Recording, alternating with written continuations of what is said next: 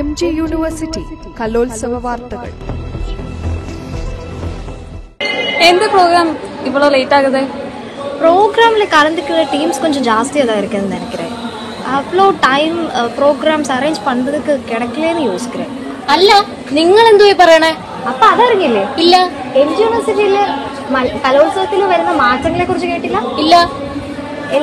ഒരുപാട് മാറ്റങ്ങൾ വരുന്നുണ്ട്. അതിൽ ഏറ്റവും ആകർഷകമായ ഒരു മാറ്റമാണ് ഈ തവണത്തെ കലോത്സവത്തിൽ നമ്മൾ തമിഴ് ലാംഗ്വേജിൽ മത്സരങ്ങൾ ഉൾപ്പെടുത്തിയിട്ടുണ്ട്. കൊള്ളാലോ, എന്നാ കാഴ്ചകളൊന്ന് കണ്ടുവന്നാലോ? കണ്ടുവരാം.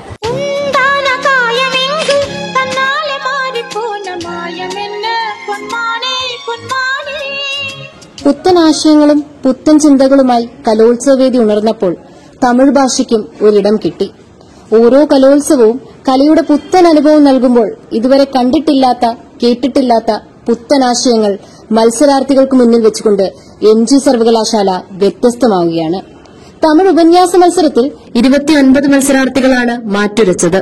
വിഷയമായി തിരഞ്ഞെടുക്കപ്പെട്ടത് മര്യാദ എന്ന വിഷയമാണ്. മത്സരം അങ്ങനെ തകൃതിയായി മുന്നേറുമ്പോൾ ആര് വിജയിക്കും ആര് തോൽക്കും എന്നതിലല്ല, പുതിയൊരു അനുഭവം പകർന്നെന്ന് we the people of India.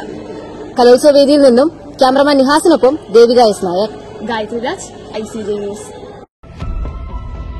MG university കലോത്സവ വാർത്തകൾ.